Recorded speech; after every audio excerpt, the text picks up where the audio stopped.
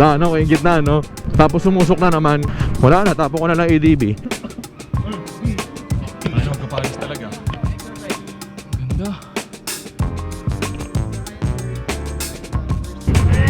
Hey! Temporary tulay, sinasara to after lunch daw. Sanchez Mira na. Ay puta. Holy shoot.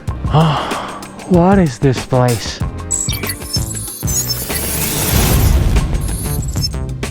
Alright guys, so day 2 na tayo. Papunta na tayo ng Apari. Magdadagat tayo. Sama pa rin natin si Dodi, syempre, si Rody, si Ninong, and kay Motolong. Thank you, Rands.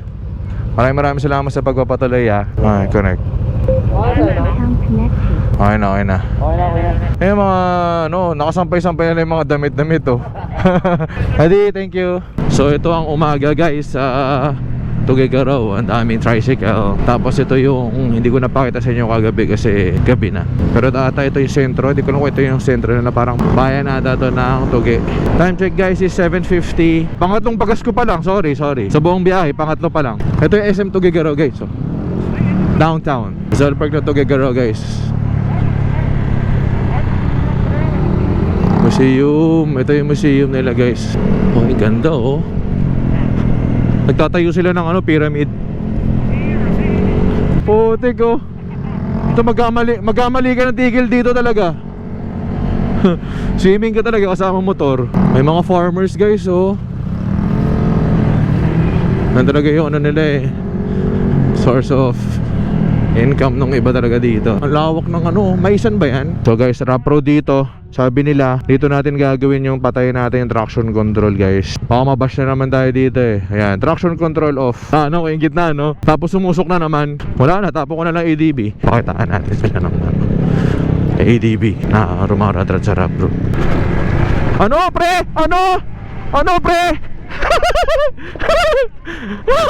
Oh, panis.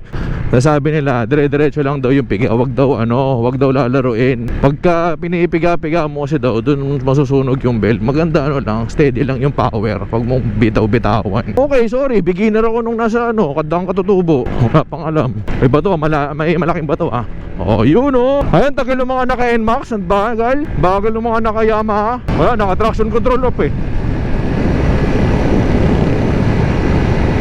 Woo! Iba talaga pagsigat si KM. So guys, dito tayo sa Calao Cave. Sa Tuguegarao pa din. Kasama pa rin natin ang tropa Calao. Si KM sanay sa mga cave. Mga kuweba sanay. Halo to. Ito sanay sa cave. Sanay sa kuweba to. Ano kuweba ba gusto nyo? Guys, pumunta kayo dito. Ito yung entrance fee. Post nyo na lang. For adults, 100 pesos per person. Ganda dito. Bababa kayo doon, tapos magbabangka. Ito part pa rin ng Cagayan River to. Oo. Ganda guys, oh. Hi, hello sir. Morning po. 100 lang step to kaya? 181st step. Ito na yung 184. Bilang dito. May bilang.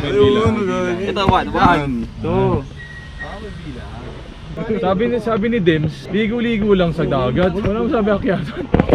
Grabe naman to. Ito sana may zipline to papaba, no? Exercise. Nawawala talaga yun. Nakakatakot na kapag may super typhoon na, ano? Hanggang ganito. Legit yung pagod ko. Ano yung sanay doggy, oh. Made it guys. Ganda. Ang ganda.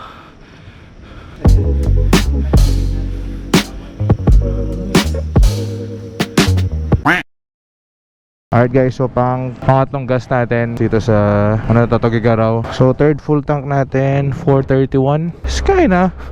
Tipid din talaga ADV. Miss ka rin talaga sa kanyang katipiran. Let's go. So kain muna tayo ng breakfast, then bago tayo magtuloy-tuloy sa biyahe. Let's go. So tapos na kami kumain ng brunch guys, 11:47 na. And tuloy-tuloy na yung biyahe namin papuntang Apari. Ang pinaka-itinerary namin ngayon, I think, sabi ni Rhodes, Apari, tapos magpapagudpod. Ewan ko, baka ang second night namin sa pagudpod na. Then tomorrow morning, diretso kami ng Mountain Province naman, Sagada. And I'm not sure if doon rin kami magpapalipas ng third night. So tuloy-tuloy na to guys. Lumabas yung oil change na prompt dito sa dash ko. I think 7,000 kasi ata lumalabas yung prompt ng change oil. Pero madali lang naman i-reset yan. May reset na lang natin. Ang napansin ko dito sa norte guys, ang daming mahabang stretch. Saka ang daming tulay. Siguro gawa ng daming ilog. Yung tipong pag nakabig bike, ang sarap pag top speed. So I think 2 hours ang biyahe namin, or less than 2 hours yung biyahe namin from Tuguegarao City. Kung saan kami galing, papuntang Apari. Hindi naman masyadong mabigat yung na yan, yung lakbay na yan. So sa performance naman guys ng ating ADB 160, kaya naman yung sumabay, lalo dito sa setup natin ngayon. Yun nga lang, pagka itong mga kasama kasi natin, may mga VVA, given na yun, may iwan talaga tayo kasi mga kargado itong mga kasama natin. Di lang panggilid yung mga upgrade sa kanila eh. Pero yung kay Dodi, yung NMAX na puti, stock yun eh. Hindi ko lang kung naka-remap. Yung kay KM kasi naka-remap eh. Pero kung compare mo sa amin dalawa ni Dodi, pagka sa stretch iwan pa rin tayo kasi nga may VVA sila. So parang yun, parang VTEC naman sa Honda yun. Hindi ko alam bakit nilagyan ng Honda ng VTEC power itong mga scooter nila eh. Siguro mas mamahal Ganda sana kung may ganun eh, para may pangsibat. Kasi pag nag-open yung VVA nila at certain RPM, wala. Iwan tayo. Kasi yung 4 valve, stock engine, stock pipe, tapos iwan tayo sa BBA ng NMAX. Tsaka kasi ang bola ng mga NMAX nasa 13, nasa 13. Ang bola natin 17. Kung naka-stock bola pa tayo, 19 grams. Tsaka si Dodi pala naka racing pipe na E-Tech. Talo natin pagka talagang all stock. Pero sure ball tayo, maganda to sa tatagal to sa long drive. Mga ganitong biyahe, mga ganitong setup, mga sa all stock, diba? Yan lang naman ang ating kayang ipagyabang. Solid na mga twisties din dito sa papuntang norte guys. Ang luluwag, may mga parts sa semento, may mga parts sa asfalto rin naman.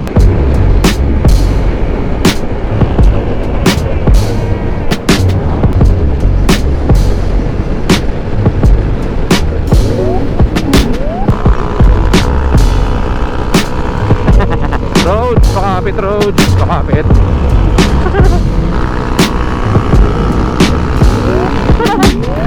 Ang gamit pala nating gulong guys, na ang dami nang napagdaan ng ride, gaya ng ating La Union, Baguio, Batangas, ay itong nakakabit pa rin natin na hindi pa rin natin pinapalitan dahil sobrang kuna at sobrang kapit. Take note guys, mga nagsasabi na madulas ang Shinko tires. Hindi po. Ang tagal ko nagamit ito, never pa akong dinulas nito. Sobrang kapit. Shinko tires na E705 version 2. Sobrang confident akong i-banking siya. Ito yung mga pinagdaanan natin na banking sa mga previous videos natin. Sa part 1 ng ating North Loop. Tsaka ang ganda niya tignan pagka, diba, sa mga pictures ko. Ang lapad niya tignan compare sa stock. Wala naman akong ibang kailangan i-discuss o ipagmalaki sa gulong na to, kundi yung kanyang pagiging makapit at pagiging makunat. So tumatakbo na sa atin to ng siguro mga around 5,000 kilometers. And makapal pa rin yung gulong niya. And makapit pa rin. Doon ako believe dito sa Shinko tires. Alright guys, labi na tayo sa party after 2 hours of long drive. 2 hours? Pagod din ha. Mula Apari hanggang ulo. Party. Nong, pwede na umiyak. Pwede na umiyak, Nong. Pwede tayo umiyak, pre. Hey. Welcome to Apari guys. Ikaw pang Pasig si Wow. Matindi. Grabe si tatay Philippine Looper from Pasig to Apari daw Mas nakakaano ako kasi Las Piñas ako eh. Ngayon nga, nakabike si tatay, nakabike. Bro, take care. Ayan tara. Taga dito ka bro? Taga dito ka? Ayan brother, sticker. Si Rudy nandun. So guys, dito kami ngayon sa may From Apari Arc. Meron palang ginagawang tulay dito na ang tagos ay Ballesteros. So itong tulay na to guys, medyo tinatayo pa hanggang ngayon. Kaya tapos may oras lang yung pagtawid dito from dito sa part ng Apari. So malaking cut ng oras to para hindi ka na bumalik sa mismong tulay na papuntang Ilocos. Hindi kung tatawid pa daw kasi sasara na.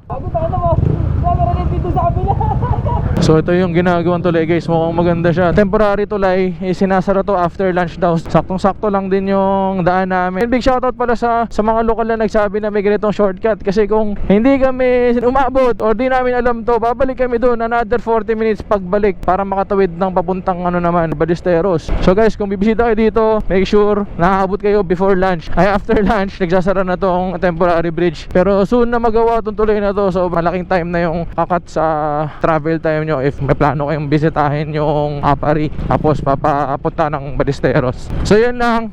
Solid. Wala lang.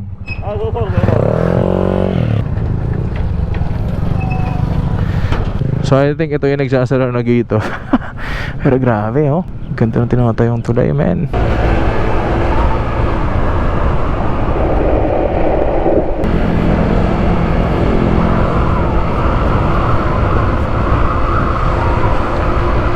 Off-road!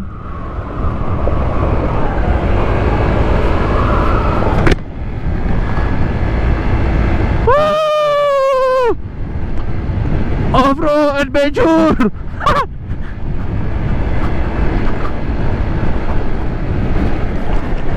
No. Another tulay.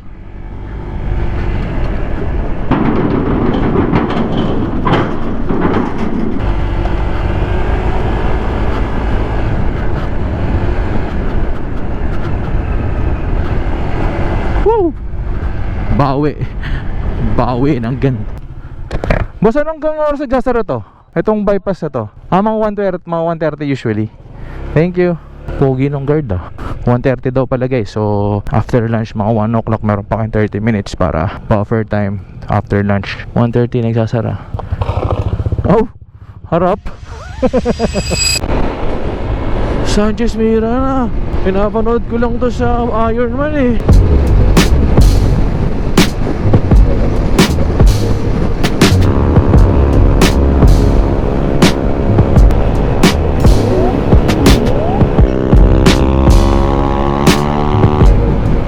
Lubak.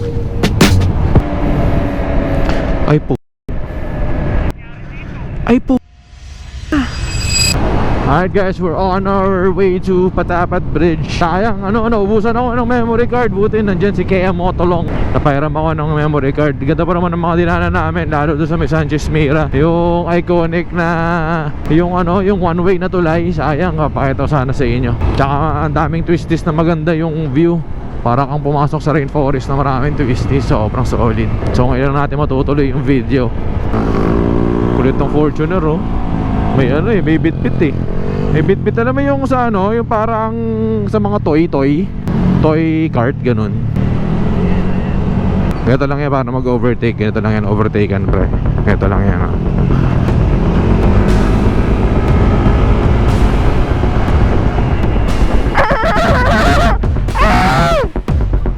What the fuck?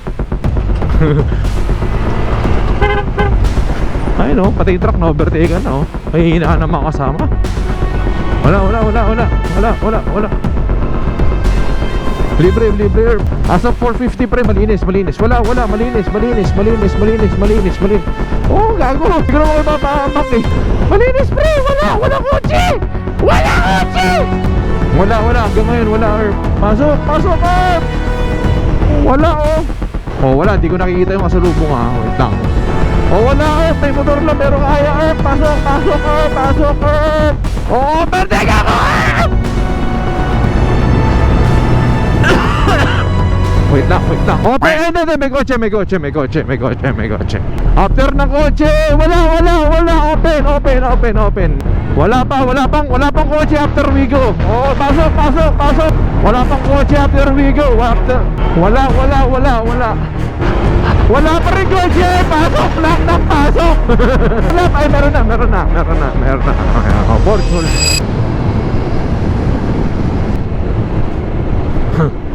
Ayan pre, vape ng copper. Dati kay Rudy ko lang nakikita to eh. Goals, pag laki ni Sky, babalik silang dalawa. Ito ba yung Oo, ito yung grabe yung ano. Oh. Ito yung sa Boss Ironman guys, yung grabe daw yung landslide, yung ano, yung talagang malalaking tipak ng bato nandito, grabe oh. Oo nga no. Pati mga barrier nawasak oh. Holy f***. Tangin na grabe oh. Bilisan mo Rodi. Ay, balik. Alright guys, dito tayo sa Patapat Viaduct. So ito na yung mahabang tuloy na napakasikat dito sa bandang, ano ba to, Ilocos to ba to? Sobrang ganda guys, man. Look at this. Alam ko marami na rin sa inyo nakakita na to, pero kung first time kayo tulad ko, may enjoy nyo to. Grabe, herbs, solid herbs. Dito tayo pre, dito tayo. Wow. Holy shit. What is this place? TikTok. Welcome to Patapat Bridge. Maybe look like shit, pero we made it here guys sa Patapat Bridge. Mamaya pagod po tayo. Niyayin namin more like siguro mga 2 hours. Hindi biro mag-ride dito sa province kasi ano alam mo yung kahit sabihin mo 2 hours lang, pero grabe yung haba kasi tapang traffic yun. Bilib ako sa mga naglo-North Loop, sa mga nagbo-Boss Ironman, sa mga nag-endurance na yung tipong wala talagang pahinga, yung kailangan mag-finish. Sobrang nakaka-amaze kayo, pero sobrang worth it kung itatry nyo. Ayun no, bigyan ko kayo ng some time to enjoy the view.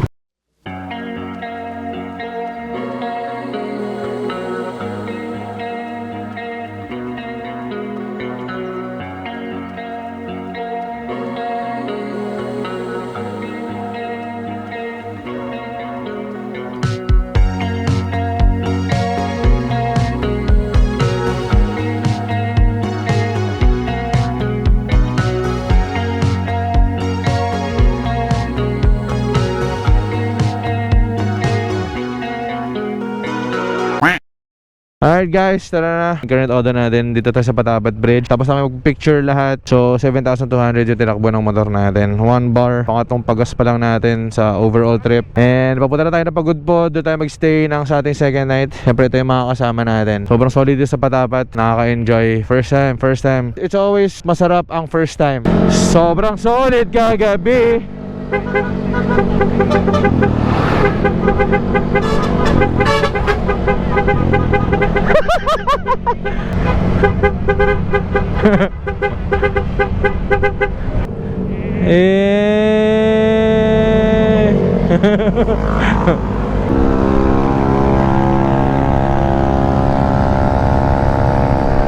Wag muna tayong lalaki ng mga electric fan oh. Ganda. Nakakatuwa pala to tignan sa personal guys.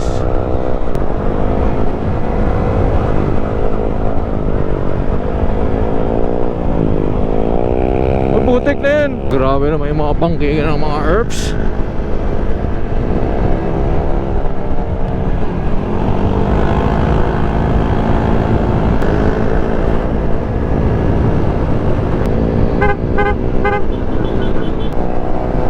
Pogi.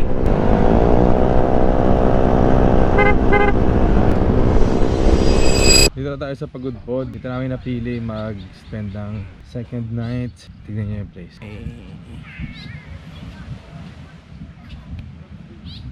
Good shit. Kita yung mga windmills oh. Solid. Solid. Boracay ng Pangasinan. Ay, ng Ilocos Norte. Tayo sa Udit. Guys, good morning. Day 3 ng ating North Loop. Gusto ko pakita sa inyo yung saglit yung ano yung beachfront. Dito tayo nagstay sa Villa Sentosa. Villa Manuela. But first, I'll show you yung beachfront nila guys. Mabilisan lang kasi paalis na rin kami. Time check is 7:06. Pakita ko mabilis sa inyo. So beachfront siya guys. Sobrang fine nung sand. Some other called this is the Boracay of the North. Nagki-claim na lugar dito sa norte sa may Santa Ana ata, I think. So ito yun very white sand. Tapos doon naligo kami kanina umaga doon. Very fine nung sand. Tapos meron kang overview or meron kang overlooking ng mga bagong windmills. Ito sobrang daming windmills. Ito kasi daw mga bagong windmills to mga to. We will go to Vegan and doon na tayo mag-spend ng our third night sa ating 5 days North Loop. Blinking bar na ako sa ating gas.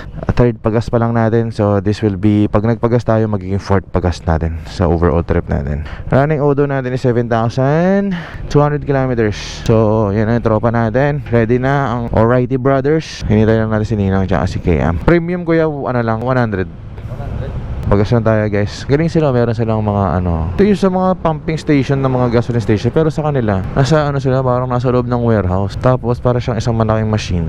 So pagas na tayo ng safe na 100 para safe. Tapos magpapa-full tank ulit sa labas. Town Plaza, Pagudpod, Ilocos Norte. Ay, nasa dulo tayo ng Pilipinas, Arp. Ay, third day, let's go. Terminal ng bus nila.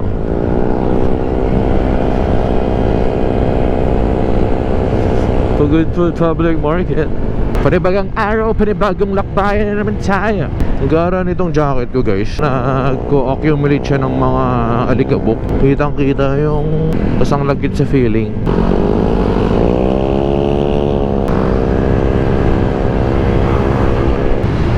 Doding daga. Oy, sharp to earth. Sharp nga. Pagudpod. San?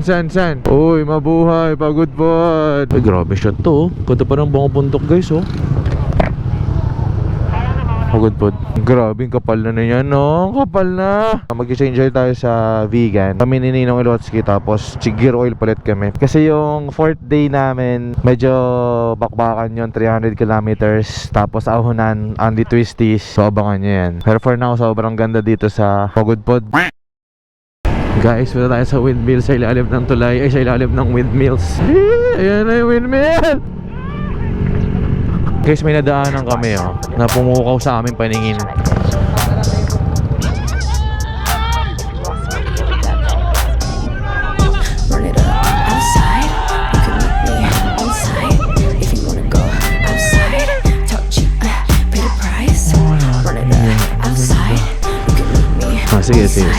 Sige.